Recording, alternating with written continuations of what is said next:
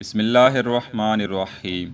بخاری شریف میں حضرت عائشہ رضی اللہ عنہا کے حوالے سے ایک روایت نقل ہے کہ حارث بن حشام نے پوچھا، یا رسول اللہ صلی اللہ علیہ وسلم، آپ پر وحی کیوں کر آتی ہے؟ فرمایا، کبھی گھڑیال کی آواز کی طرح میرے پاس آتی ہے اور یہ مجھ پر زیادہ سخت ہوتی ہے، اور پھر یہ حالت دور ہو جاتی ہے، درا حالے کہ میں اس سے مفہوم اخذ کر لیتا ہوں۔ اور کبھی وہ فرشتہ یعنی جبریل میرے لیے انسان کی شکل میں نمودار ہوتا ہے اور مجھ سے باتیں کرتا ہے، اور جو وہ کہتا ہے میں اسے محفوظ کر لیتا ہوں۔ حضرت عائشہ رضی اللہ عنہا نے فرمایا، وحی اترنے کی حالت میں نے آپ صلی اللہ علیہ وسلم کو دیکھا کہ جب یہ کیفیت ختم ہو جاتی تھی تو سخت سردی کے دنوں میں بھی جبین مبارک سے پسینہ بہتا تھا۔ قرآن پاک کے نزول کی ابتدا غار حرا سے ہوئی۔ حرا مکہ سے منا جاتے ہوئے 3 میل کے فاصلے پر بائیں طرف ایک پہاڑ ہے۔ اس پر ایک جگہ 3 چٹانیں کچھ اس طرح مل گئی ہیں کہ قدرتاً حجرہ بن گیا ہے۔ یہ حجرہ اس قدر تنگ ہے کہ بمشکل 2 آدمی اس میں نماز پڑھ سکیں، اور اس میں داخل ہونے کا صرف ایک ہی راستہ ہے، اور وہ بھی سیدھا نہیں بلکہ سکڑ سمٹ کر جانا پڑتا ہے۔ یوں کہہ لے کہ خلوت نشینی و یکسوئی کے لیے یہ ایک بہترین جگہ تھی۔ اس غار نما حجرہ کو ہی غار حرا کہتے ہیں۔ یہ وہ وقت تھا کہ جب ام المؤمنین حضرت خدیجہ رضی اللہ تعالی عنہا پیارے آقا صلی اللہ علیہ وسلم کے نکاح میں تھیں، اور آپ صلی اللہ علیہ وسلم اپنی فراغت کا اکثر و بیشتر وقت غار حرا میں عبادت الہی میں صرف کیا کرتے تھے، حتیٰ کہ کئی کئی دنوں تک غار میں قیام فرماتے۔ چنانچہ بخاری شریف کی ہی ایک اور حدیث پاک میں کچھ یوں نقل ہے کہ ام المومنین حضرت عائشہ رضی اللہ تعالی عنہا کہتی ہیں کہ رسول اللہ صلی اللہ علیہ وسلم کے ساتھ وحی کا آغاز سچے خوابوں سے ہوا۔ آپ جو بھی خواب دیکھتے وہ سپیدہ سحر کی طرح سچا ہو کر نمودار ہوتا۔ پھر آپ کو تخلیہ پسندیدہ کیا گیا اور آپ غار حرا میں خلوت گزینی فرمانے لگے، اور وہاں متعدد راتیں عبادت فرماتے، بغیر اس کے کہ اپنے اہل و عیال کی طرف جائیں، اور آپ اپنے ہمراہ توشہ لے جاتے۔ جب وہ ختم ہوتا تو آپ حضرت خدیجہ کے پاس آتے اور مزید توشہ لے جاتے، یہاں تک کہ حق آپ کے سامنے آ گیا اور آپ غار حرا میں تھے۔ ناظرین، اس حدیث پاک سے یہ واضح معلوم ہو جاتا ہے کہ رسول اللہ صلی اللہ علیہ وسلم کی قبل از اعلان نبوت یہ پسندیدہ عادت تھی کہ آپ اللہ عز و جل کی عبادت کے لیے تنہائی پسند فرماتے۔ چنانچہ غار حرا میں یہ خلوت نشینی کا سلسلہ اس وقت تک جاری رہا کہ جب تک آپ صلی اللہ علیہ وسلم پر پہلی وحی کا نزول نہ ہوا۔ پھر ایک دن ایسا ہوا کہ آپ معمول کے مطابق غار حرا میں قیام پذیر اللہ کی عبادت میں مصروف تھے کہ آپ کی ظاہری حیات میں ایک فرشتہ آپ کے پاس حاضر ہوا۔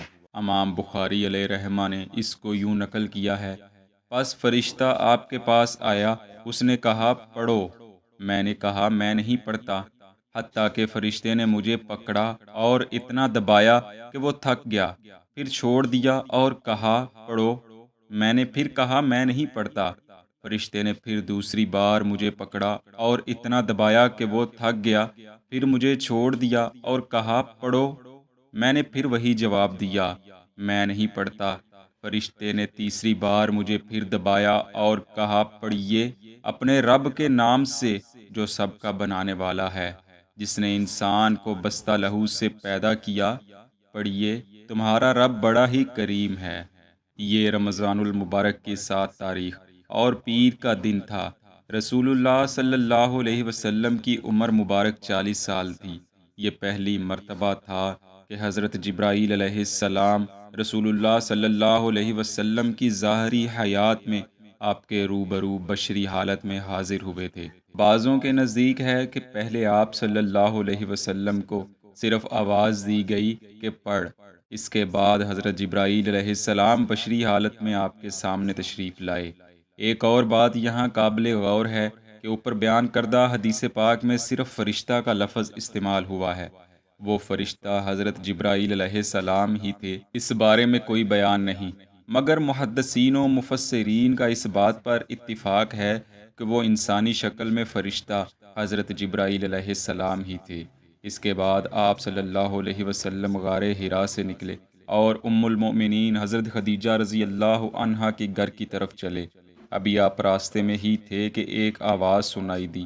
آپ نے ادھر ادھر دیکھا لیکن آواز دینے والا نظر نہ آیا۔ پھر آپ نے جو آسمان کی طرف نگاہ اٹھائی تو دیکھا کہ وہی فرشتہ ہے جو انہیں غار میں نظر آیا تھا، یعنی کہ وہ حضرت جبرائیل علیہ السلام تھے۔ اب کے بار حضرت جبرائیل علیہ السلام نے کوئی بات نہ کی۔ پیارے آقا صلی اللہ علیہ وسلم حضرت خدیجہ کے گھر پہنچے اور فرمایا، مجھے جلدی سے کمبل اڑا دو۔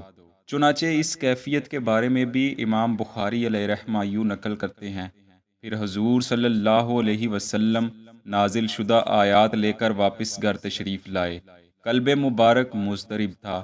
فرمایا، مجھے کمبل اڑا دو، مجھے کمبل اڑا دو۔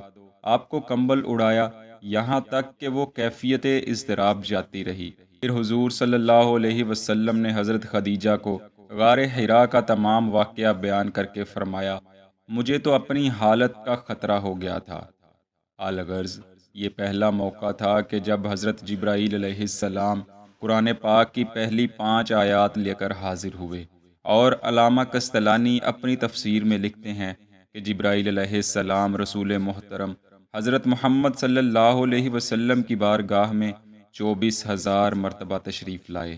دعا ہے اللہ پاک ہمیں علم دین سیکھنے، اس پر عمل کرنے اور اسے دوسروں تک پھیلانے کی توفیق عطا فرمائے۔ اللہ پاک ہمارے علم و عمل میں کمال عطا فرمائے اور ہمیں اپنے قرب خاص کے سزاواروں میں شامل فرما لے۔ آمین۔